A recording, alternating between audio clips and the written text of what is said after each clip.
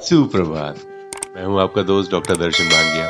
GYLT प्रेरक कहानियां और दादी माँ नुस्खे के ग्रुप के सभी सदस्यों को मेरा प्यार भरा नमस्कार। हम हमेशा कोशिश करते हैं कि आपको कहानियों के माध्यम से कुछ ना कुछ या तो सिखाने की, समझाने की या कोई ऐसा मैसेज देने की कोशिश करें। तो हो सकता है इन फ्यूचर कभी आपके पास में कोई ऐसी शिकायत, ऐसी दिक्कत शायद आपके लिए आए या आपके किसी जानकार के लिए, तो आपके पास सॉल्यूशन होना चाहिए। कहानियों के अंदर यही राज छुपे होते हैं। कहानियाँ और कुछ नहीं होती, हमारे मार्गदर्शक होते हैं, हमारे पथ प्रदर्शक होते हैं। कहा जाता है कि अगर आपको कई किलोमीटर लंबी यात्रा करनी है और आपके पास चारों तरफ में अंधेरा है और हाथ में सिर्फ दिया है जो कि सिर्फ 10 कदम तक ही आपको रास्ता दिखा सकता है, तो एटलीस्ट वो कदम लीजिए। क्योंकि जब 10 कदम आप आगे बढ़ेंगे तो वो दिया अगले 10 कदम की रोशनी दिखा रहा होगा। तो ये कहानियाँ और कुछ नहीं है, उस दिए की रोशनी को बढ़ाने का माध्यम है। आपके कॉन्शियस और सबकॉन्शियस माइंड में जब ये बातें बैठती जाती हैं, तो कई आपकी ज़िंदगी की शिकायतों को ठीक करने में, प्रॉब्लम्स को दूर करने में आपकी मदद करती हैं। आज हम ये समझने की कोशिश करेंगे कहानी के माध्यम से, अगर हम लोगों के साथ अच्छा करेंगे, तो हमारे साथ हमेशा अच्छा होगा और अगर हम लोगों का अपने मन से बुरा करने की सोचेंगे, ज़्यादा पैसा कमाने की सोचेंगे, आउट ऑफ द वे जाकर या गलत तरीके से कमाने की सोचेंगे, तो हमेशा नुकसान होगा। बट आज हम प्रेरक कहानियों में अच्छे की तरफ चलेंगे।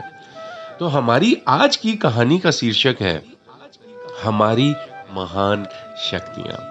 एक बढ़ई किसी गांव में काम करने गया, लेकिन वह अपना हथौड़ा साथ ले जाना भूल गया। उसने गांव के एक लोहार के पास जाकर कहा कि मेरे लिए एक अच्छा सा हथौड़ा बना दो। मेरा हथौड़ा घर पर ही आज छूट गया है। लोहार ने कहा, बना दूंगा, पर तुम्हें 2 दिन का इंतजार करना पड़ेगा। हथौड़े के लिए मुझे अच्छा लोहा चाहिए, वह कल मिलेगा। 2 दिनों में लोहार ने बढ़ई को हथौड़ा बनाकर दे दिया और हथौड़ा सचमुच ही बहुत अच्छा था। बढ़ई को उससे काम करने में काफी सहूलियत महसूस हुई। आगे चलकर बढ़ई की सिफारिश पर एक दिन एक ठेकेदार लोहार के पास पहुंचा। उसने हथौड़ों का एक बड़ा ऑर्डर देते हुए यह भी कहा कि पहले बनाए हथौड़े से अच्छा बनाना। लोहार बोला, उससे अच्छा बनाना नहीं बन सकता।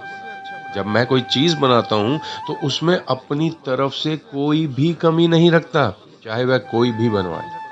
धीरे धीरे उस लोहार की शोहरत चारों तरफ फैल गई। एक दिन शहर से एक बहुत बड़ा व्यापारी आया और लोहार से बोला, मैं तुम्हें 1.5 गुना दाम दूंगा।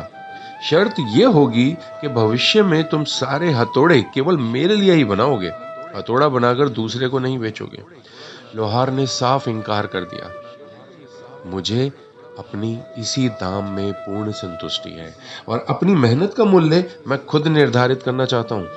आपके फायदे के लिए मैं किसी दूसरे के शोषण का माध्यम नहीं बन सकता। आप मुझे जितने अधिक पैसे देंगे उसका दुगना गरीब खरीदार से वसूलेंगे और मेरे लालच का बोझ गरीब पर पड़ेगा, जबकि मैं चाहता हूं कि उन्हें मेरे कौशल का लाभ मिले। मैं आपका प्रस्ताव स्वीकार नहीं कर सकता। सेठ समझ गया कि सच्चाई और ईमानदारी महान शक्तियां हैं। जिस व्यक्ति में ये दोनों शक्तियां मौजूद हैं, उसे किसी प्रकार का प्रलोभन और सिद्धांतों से नहीं डिगाया जा सकता। अब आपको क्या लगता है, यहाँ पर क्या सिर्फ लोहार की बात हो रही है? थोड़ा सा ध्यान दीजिएगा, क्योंकि हम हर कहानी के बाद में कुछ अपने शब्दों में भी आपको समझाते हैं जो हमारी समझ के हिसाब से है।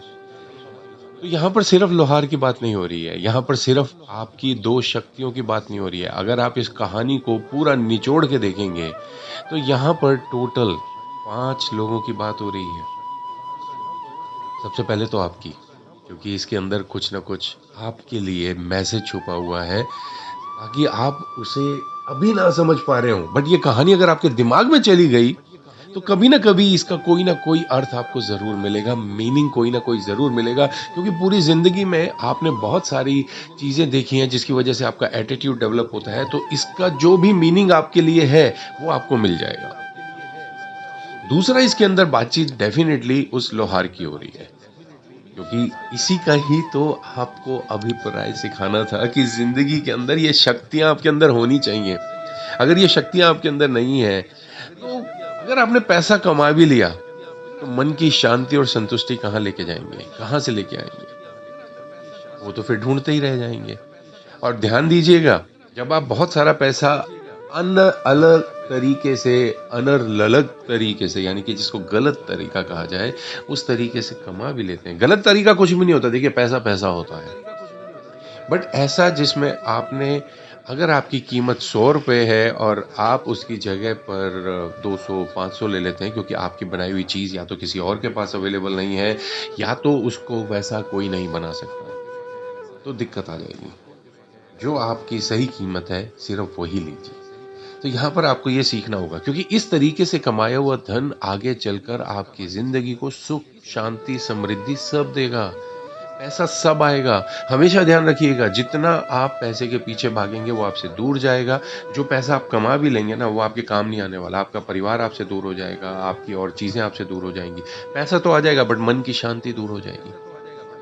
तो ध्यान दीजिएगा, पैसा हमेशा सही तरीके से कमाइए। पैसा बहुत आएगा, बस आपको जो करना पसंद है उसको करने में लगे रहिए, देखिएगा पैसा तो अपने आप आएगा। ये तो जैसे कहा जाता है ना, गेहूं के साथ घुन पिसती है। तो ये तो बस आप अपने मन पसंद काम को करते चले जाइए, पैसा तो बाय प्रोडक्ट है, वो तो आएगा ही आएगा। क्योंकि जब आप जिस चीज़ को बहुत ही मन से करने लगते हैं, जिसको करने में आपको बहुत ही मज़ा आने लगता है, पहली बात तो वो काम नहीं रहेगा, वो एक खेल हो जाएगा। तो अगर आज आप अपने काम से, अपनी जॉब से परेशान हैं, तो इसका मतलब आप उसे ज़बरदस्ती कर रहे हैं।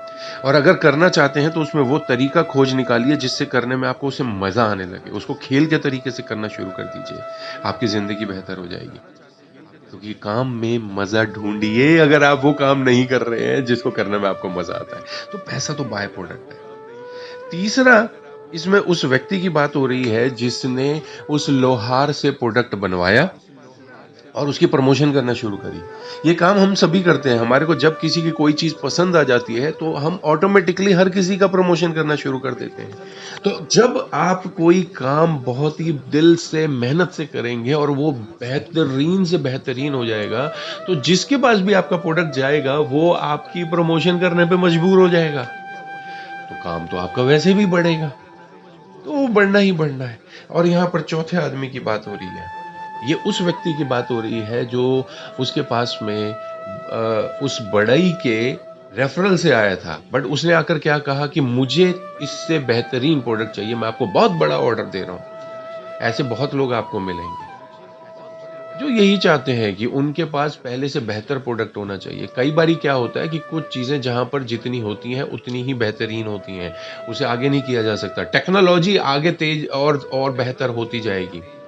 फ़ोन आपके रोज़ बेहतर, बेहतर, बेहतर होते जाएँगे, बट डेली रूटीन का जो आपका हथौड़ा है, कुछ ऐसी चीज़ें जो कि बचपन से आप चीज़ें देखते आ रहे हैं, कुछ ऐसे प्रोडक्ट को और बेहतरीन नहीं किया जा सकता है। उसमें और 2-4 चीज़ें लगाई जा सकती हैं, किसी और तरीके का टूल बनाया जा सकता है, बट जो चीज़ है वो वही रहेगी।